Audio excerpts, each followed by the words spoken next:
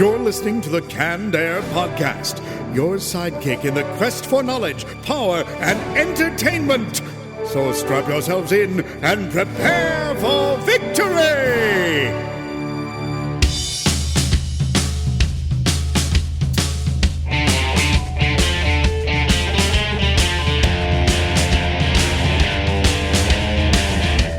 Hello, everyone, and welcome to another episode of Canned Air, your tribute to comics and pop culture. I am Jeremy Colley. And I'm Randy Hardenbrook. And joining us today, the founder of Churchill Productions and producer of such films like Day of the Living Dead, Checkpoint, which I am dying to see, and the Amityville Harvest, which I believe just of last week made the top 10 in the rentals on Redbox, so big congrats to him. Thomas J. Churchill, or Church, as we're going to refer to. Thank you so much for being here today, man. Thank you very much. It's a pleasure to be here with you guys. I'm excited to talk with you.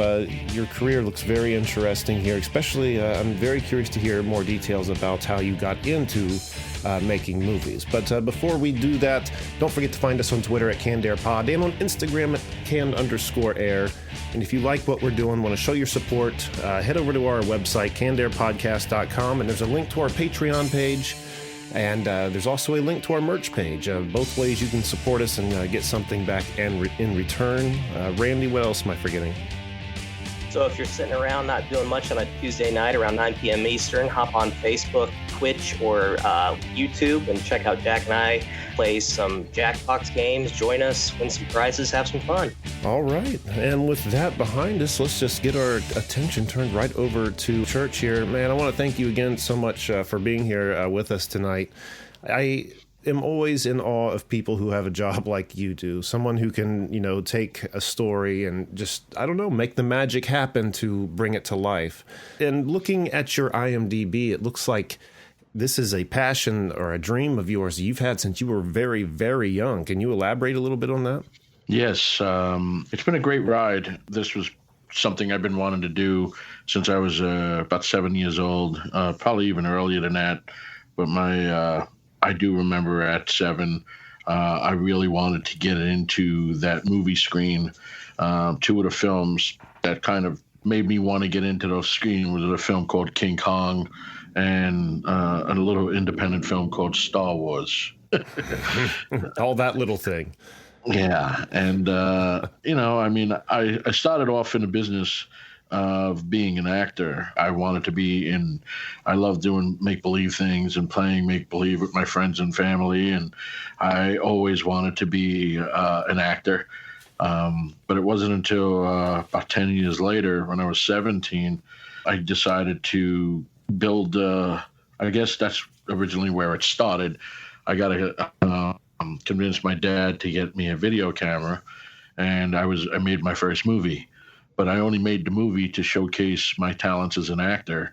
So I wrote this project, produced this project, and directed it. But it was then when I fell in love with the entire process, and I knew that I wanted to do more than just act.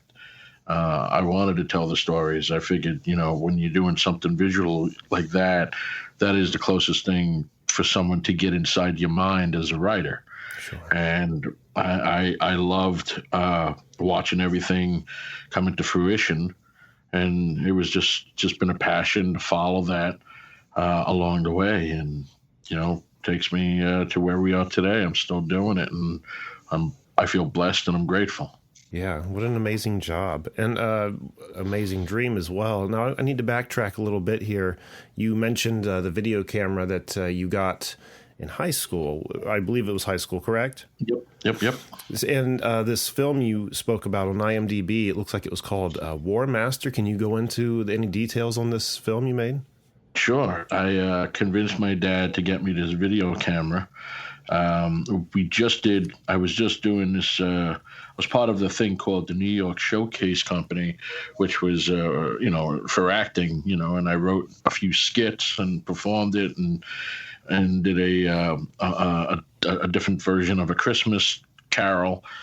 We got a standing ovation. And then I wrote this little skit called The Teenage Cops, the Warmaster. And it got really, like, everybody gave me this standing ovation after I wrote and performed in it. And then I said to one of the kids that I was friends with at the time, I wonder if we can make this into a movie. And he's like, we're kids. What kind of movie would you make? And I said, I don't know. Let's try. So we tried to do the whole 8mm thing and realized it was really expensive and, to go out and get the film. And then, you don't really get that great look, and everything always kind of looks like it's strobe, old 8mm film. Right. And then, I remember we were in Sears at the time, and Sears was this they had this whole video camera, this whole video world. Now this is before where everybody can go out and everybody can be a filmmaker, and all the technology is at people's fingertips now. It wasn't like that back then. Right. So they had the full size VHS RCA with glorious color, and and when I saw it, I wanted to have it. It was kind of like it's just something I had to have. So at the time, it was really expensive. My father decided he'd get it for me, but with the understanding that I would get a part-time job and pay him back and learn responsibility, which I did. So I got my friends together. I took that script that was in this New York showcase, and I extended it and created it. It was basically, when we did this, about 2 years later, there was a show that came out called 21 Jump Street. Oh, yeah. But we had the first concept of doing this as teenage cops, and what we wrote about it. And it was fun. We did things, just craziness. I mean, we got, cops came up to us at times, and what are you kids running around with these guns and toy guns? But they all, back then, it was still somewhat innocent. So right. The cops would come over, yell at us, look at the guns, and show that it's, they're toys. And then I convinced one of the cops, hey, you want to be in my film? Well, what do we have to do? All you got to do is just drive up and tell me, how did it go, type thing. And he's like, okay, let's do it. So it was fun. And I didn't understand the whole, once the movie was done, after we shot it, how do you put it together? So that was the big thing. I ended up getting these crazy wires and a stereo and 2 VCRs and, syncing it that way, because to edit, I went from tape to tape. And it's difficult. I mean, now with the computers, you just go back, you click, cut, paste. Back right. Then, I don't know if you guys, remember VCRs or anything like that. Oh, yeah. But anytime you hit pause, the tape would go back a frame or two. Yeah. So you had to kind of, really get things accurate. And then you always had that if you cut it wrong, you got this crazy red line that would go across the screen. And then you had to figure out, all right, how do I get rid of that line? So it was all trial and error, and putting, a score and songs behind the dialogue, because, we're shooting with the camera and the camera mic. So how do you put music back there? So everything we did, it was all, trial and error. And once the movie was done, people came up to me and asked me to put it in a film festival. At that time, I had no idea what a film festival was. Never heard of it. Didn't know, Sure. I came from Glendale, New York. Nobody knew about film festivals. And there was about 7 or 8 people that came up to me because they saw this newspaper clipping about this film festival. So I submitted it. And when I went, I gave my tape to the guy, and I said to the guy, how many people are in this festival? Because I don't know what that is. He's like, including you, about 1,000 entries. I said, wow. Oh, okay, cool. Fast forward a few months later, I got a letter stating I should be present at this award ceremony. So, they did this little award ceremony, and at the end of the night, I won. They gave me a check. I was in the paper. They gave me a plaque, and it was the first time I've won something like that. and putting a project together without any help and trying to figure things out. And at the end, you win a film festival. And I thought that was it. That's the greatest thing. And then I convinced video stores around my neighborhood to carry it after they read the newspaper clippings that came out about the film from the film festival. So I remember one video store gentleman said to me, well, why would I want to carry this? And I said, why not? You put it with your other movies. I didn't know how things worked. I was 17 years old. And he says, let me ask you something. If you came into a video store and you saw a movie like this, would you rent it? And I said, yes. He said, why? And I said, I would be curious. He said, I'll take 5 copies. Wow. That's so cool. And wait, the greatest thing was every copy I had to go back to the original and edit and cut and edit and cut the same way again. Because if you made a duplicate copy from a VHS, you're going to lose a generation. So you got to go back to the master and do. So every copy, people don't realize whoever still has those tapes, those are actually original tapes because every copy was an original. And how many would you say you made? I sold about maybe 25, 30 copies to 4 different video stores. Now that, for the people who didn't grow up in the age of VCRs, like that is quite a feat. Like, my God, I can't even imagine. The over the shoulder full size VHS camera you talk about. I remember my dad bringing one home in '88, I think it was.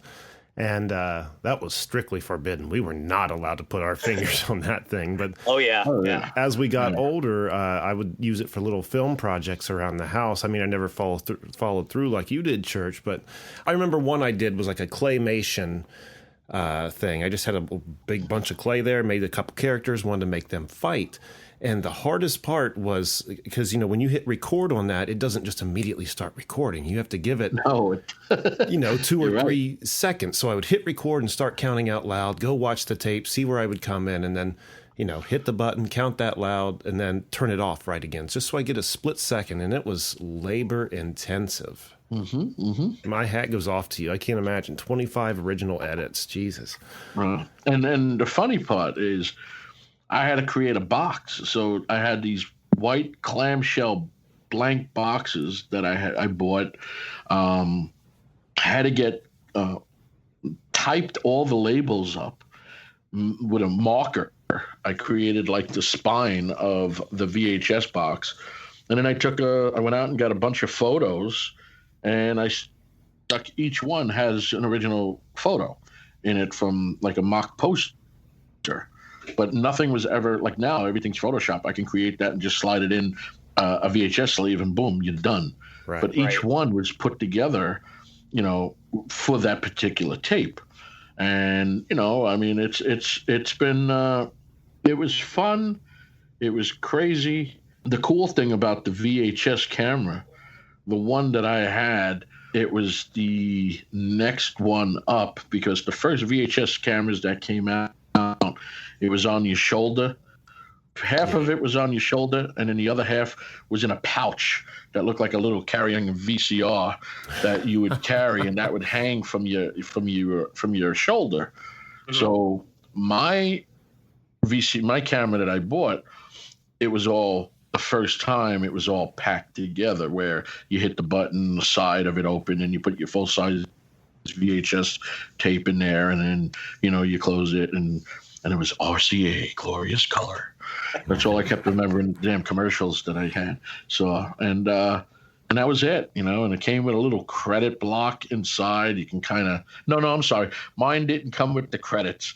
I had to go to a friend's house who had something similar, and he had to type in my credits on his camera. Oh yeah, because some of those cameras, I forgot, they had like digital like text overlays and stuff you could do, right? Yeah. They all look like all the fonts look like the movie War Games. Oh my God, man. A different age, wasn't it? If I could go back now, go back to that 17-year-old kid and kind of tell him what's going to happen, I would love to see the look on his face while he's trying to figure everything out and direct for the first time people. It's like, here, okay, you go over here and you come over there. I'm like, hey, in a few years, you're going to direct some Oscar nominee people. Yeah, okay, get out of here, old man. Yeah, well, yeah. How could you ever? I mean, how could you ever believe that? That's what makes the job so freaking awesome. That's what makes it. I'll be like Grandpa Biff going back to young Biff and Back to the Future. Oh my God! Perfect metaphor. Yeah, exactly. So man.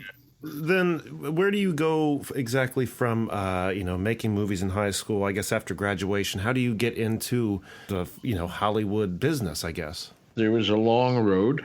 I had a lot of stupid, I made some dumb choices in my life to stick around and be in various relationships and just prolonged my stay before I came out to LA.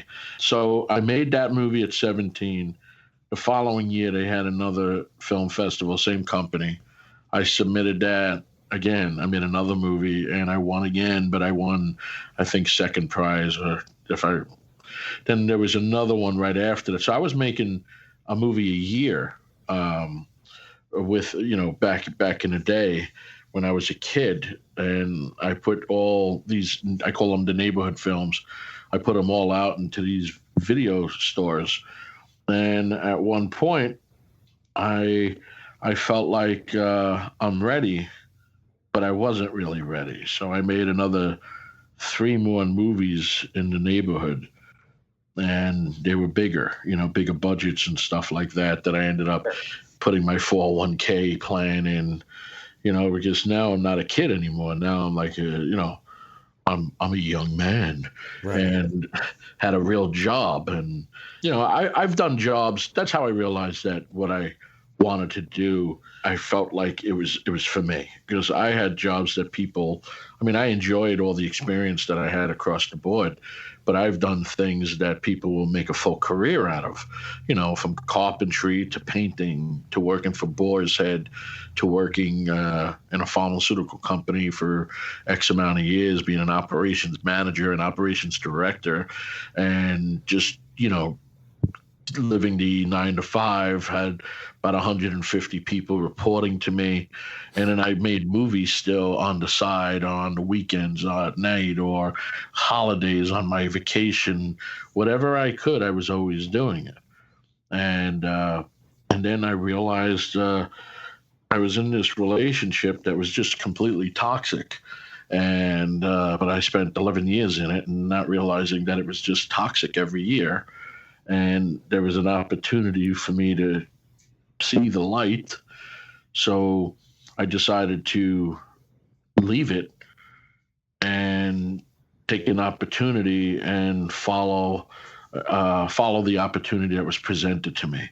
So back in 2009, I'm going to jump a little bit here. Back in 2009, I was living in North Carolina, in Wilmington. I was doing some things down there. And I had an opportunity to come out to Los Angeles to direct a spec pilot for somebody that I never met, but I spoke to a few times over the internet. So when I was out here and I directed something for this group, the last day of shooting, the executive producer asked me what would be what's next for me. And I said, well, I got this little movie I'd like to get off the ground. And he asked me what the budget would be. And, I told him. And next thing I know, his hand came over the table to say, let's do it. And that movie was a movie called The Merging Past that I ended up doing with the gentleman's name was Paul Weinroth, and ended up becoming one of my dearest friends and family. And I shot the movie in New York. I went back to New York, shot it in New York, and then midway through filming, Paul said, why don't you take the movie out to L.A. and shoot it in L.A., cut it in L.A., and we'll see what happens. You want to move out there? And there was nothing holding me back in New York. I grabbed my dog and grabbed the opportunity. I came out, and I've been out here since 2009. Now, is this about the time or shortly after you started up Churchill Productions? No. Churchill Productions I started up back in 97. Oh, wow.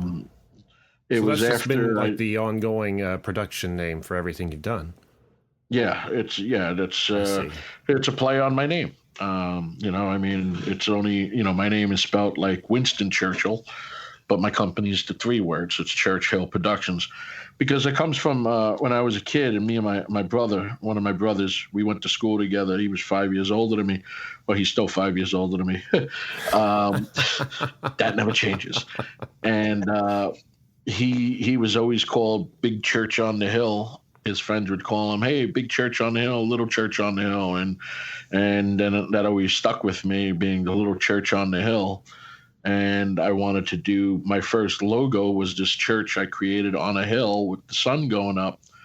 And then I said, I wanted to do something different. So it was always a church on some sort of hill for my company. And the logos progressed over the years. They changed a little bit.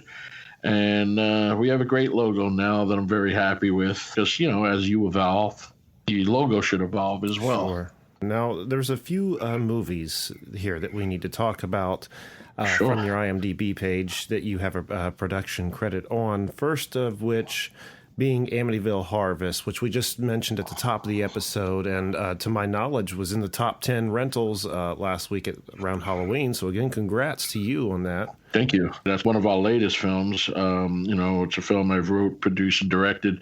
I had an opportunity to do a film like this for a company called Hollywood Media Bridge and meet some great people. I had some great producers on it, Phil Goldfine and Bin Dang and Alex Zurich Hunt and, Felissa Rose. And we created something really good. And after it was done, Lionsgate picked it up.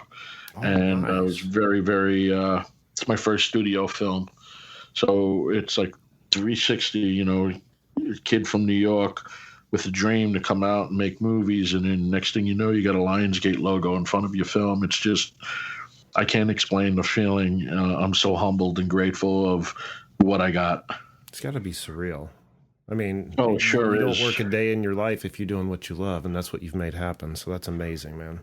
And this other film, as soon as I got on your IMDb page, there's a trailer for Checkpoint, and I watched it and was immediately intrigued. It looks right up my alley, action thriller with quite a bit of star power in there as well. Tyler Mane, Stephen Jeffries, William Forsythe, Kane Hodder, Bill Goldberg, Fred Williamson, the list goes on and on. Can you tell us a little more about this film? We've done that a few years ago. I was doing some horror films, and there was another company approached me and said to me, it'd be great if you can do an action film. And I said, I can do an action film. So I put a bid in, and I didn't get that gig. And that kind of bothered me, because when I told the guy that I can do the action film, he says, "You're a horror guy. What do you know about action?" And that really bothered me, because the very first movie I ever made as a kid was The Warmaster, and that was an action film. Right. So I know I could do action. And so my father passed away in 2015, and I wanted to do something in his honor, being a military vet. And also I wrote and was able to get the finances together with this company. And I produced and directed this film. And it was a little surreal. You're directing icons, right, and people that you grew up watching. But the very first person that I hired on that movie was Fred Williamson. Now, going back a quick little story, I probably share the story all the time, and it's very inspirational and very dear to my heart. When I was a kid, I was about 7 or 8 years old. My father introduced me to the world of cinema. Even though he wasn't in the business at all, he was actually a pretty good artist. He can draw. He was a great artist. And he would take me out to the movies or to the park and all, while my mom was like either getting dinner ready or cleaning, or if I came home from the school and I had a great day, because I was kind of a troublemaker at school. Class comedian, I call it, not the clown. People get scared of clowns. Nobody was ever afraid of me.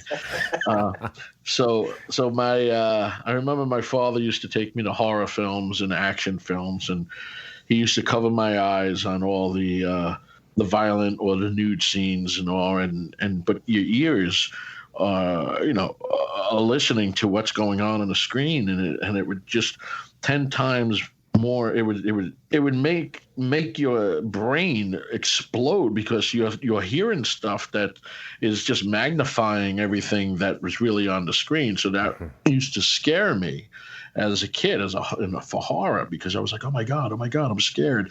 But I don't know what's going on because his hand's in my eyes, but I'm hearing it. So we used to go to the movies and go to the Central Park Zoo. So we're in the zoo, and he points this guy out and he says, see that, Tom? That's a movie star. And I never seen a movie star up front. It was always on TV. So I can't say magazine or reading, because I wasn't really into that, but it was always the TV. So it was Fred Williamson. He was walking. He was wearing this coat that said The Last Fight. And I remember that vividly. And I ran over to him. I let go of my dad's hand, and I ran over to him. Fred was by the seals at the Central Park Zoo.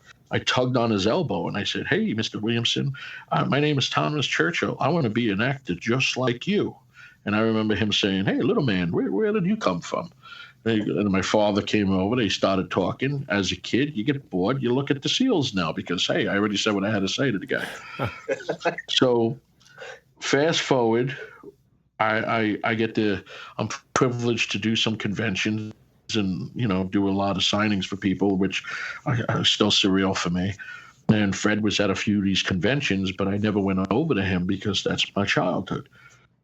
And one convention we were at, it was in Pennsylvania, and we were both by ourselves in the green room. I walked in and he was sitting there. I was like, oh, shoosh. I didn't want to talk to him because, that's his childhood. So he turned around and he said, what's up, dog? Hammer. And he extended his hand. And I said, hey, how you doing? I said, we actually met one time ago. He goes, we did? What show? And I said, no, it was like 30 years ago. And he's like, 30 years ago. So I brought him back to the Central Park Zoo. And he's staring at me, and I saw it in his eye, and he goes, I remember that kid. You with your dad. And when he said that, I realized he remembered, truly remembered. That's cool. So again, fast forward, my father passes away, and my father's name was Charles. And I was writing a character named Chester, which is another name for Charles. And the only person I ever wanted to play Chester was Fred Williamson. And Fred did the honor for me, and he was in the film playing Chester. And that was kind of like a full 360. My dad introduced me to Fred, and Fred got to be in one of my first big budget movies, where my father passed. He never saw it. I'm sure he saw it now. I mean, looking down at me, but it was surreal doing that. Directing Fred, who 30-something years ago, he was talking to a little kid in the zoo. Yeah, so amazing. Yeah, and I bet it has to be just as surreal for him as it is for you. What an incredible story! I love that story. It makes me want to watch this movie even more now. Can't freaking wait. So what's next for you, man? What's in production now? What should we be looking out for? Besides Checkpoint, I have a lot of films out there. We got a film called Nation's Fire that has Bruce Dern in it, and Gil Bellows, and Lou Ferrigno Jr., and Chuck Liddell, and Chris DeGrati. There's a film on Netflix I wrote called The Hard Way with Randy Couture and Michael J. White. That's streaming. I got a movie coming out called Big Freaking Rat. I saw the cover for that one. That looks intriguing. Yeah, it's a fun creature feature film. It's actually doing very well overseas, and it's supposed to be coming out very, very shortly. I think in the next few months out here. I have a Christmas movie coming out December on one of the networks called The Business of Christmas, which I produced and directed. We got a couple other horror films streaming coming out besides the Amityville Harvest. There's another movie called The Stepdaddy that's coming out. So we got about 4 films in the pipe, like ready to come out for distributors. And, next year is going to be very busy with a bunch of other things we're putting together. And I'm just very, very blessed and grateful that I get to do what I do. That's so cool. And where should people be checking you out, man? I found you on Instagram at Churchill Productions and on Twitter at Thomas Churchill. Is there anywhere else we should be looking? Yeah, on Instagram, I do have Churchill Productions, but I also have Thomas_J_Churchill. Same thing, Thomas Churchill on Twitter, Thomas Churchill, Thomas J. Churchill on Facebook. There's a fan page and a bunch of movie pages. They can also reach out to our other companies that we have. Los Angeles Studios is one of the post-production companies that we have out here in Los Angeles. And, but somebody can Google me and find a way to talk to me or to reach out to me. And it's funny, I hate saying that, but my nephew's taught me that. He said, "Hey, Uncle Tom, did you know you're in Google?" I'm like, I didn't know what that was at the time. I'm like, what? So he goes, "Yeah, I put your name in and everything comes up." I'm like, "What do you mean everything comes up? What are you talking about?" So then I looked and I said, "Oh, that's a good thing." Yeah. So if I don't have a business card with me and somebody's like, "Hey, how do I get a hold of you?" I say, "Google me." And that's just another thing that probably makes you feel really damn good, huh? To Google me? Man. I would think so. To just type your name in and see all your work pop up. Got to be kind of flattering on some level, no? Yeah, I guess because it's kind of somewhat validation of what you do. I remember when I came out here, 2009, and I've done a bunch of neighborhood movies, but this is the first movie I made that I felt like I wanted to show the world was The Emerging Past, which that's also streaming. And I left the pharmaceutical job that I've been doing for, I was an operations manager, and I remember my brother who just argued with me and said, "What the hell are you doing? You're walking away from everything. You got your 401k, you got this, you got that. Why would you do that? It's stability. Why would you do that?" And fast forward, I'm not saying it was easy, but fast forward, my brother lets people know that his brother's movie was in the top 10 in Redbox, and it's streaming on cable. It's hey, he just directed Goldberg, and he wrote something for Randy Couture. He's directing a 2-time Oscar nominee Bruce Dern. So it's kind of that is. I always tell my family and all, because it is a hard business to be in and to maintain, but you be nice to the people going up, because you're going to meet the same people coming down. And the one thing that I wanted to be true to myself, that if I leave this world tomorrow, God forbid, I'm not ready yet, I want people to look at me and say, he didn't take no for an answer. He had this dream and he followed it. And if you believe in yourself and you believe in what you can do and what you have, if you believe, you achieve, and then you receive it. And it's all about just staying focused and believing and understanding that little voice inside of you and staying focused on and true to who you are. Of course, life throws curveballs at you, but it's all about, how many balls can you keep and keep going. Sure. Yeah, absolutely, man. Great advice, too. Man, this has been so much fun having you here, Church. And again, I encourage people to, just Google Thomas J. Churchill, and boy, you'll get everything come up in a nice organized list for you there. And I strongly recommend checking out that IMDb list. Lots of interesting looking films on there. So once again, Church, thank you so much for joining us, man. Thank you very much for having me, guys. It's been, it was a pleasure, and God bless you guys. And thank you. I hope to be on again. Oh, yeah, absolutely. Randy, what have we on the website, sir? Go to cannedairpodcast.com, see previous episodes, check out our Hall of Heroes, get a link to our merchandise page, and send us a message if you want to be on the show. There you have it. And once again, find us on Twitter at CannedAirPod and on Instagram at canned_air. And that lovely little website Randy was talking about, once again, cannedairpodcast.com has links to get merch like t-shirts, mugs, and our Patreon page, where $5 a month gets you access to our Canned Air Patreon pod. Tons of ways for you to give us your money, people. We make it easy for you. So I think that's going to do it for this week. So until next time, I am Jeremy Colley. I'm Randy Hardenbrook. And I'm Thomas G. Churchill. Thanks so much for listening, everyone, and be excellent to each other.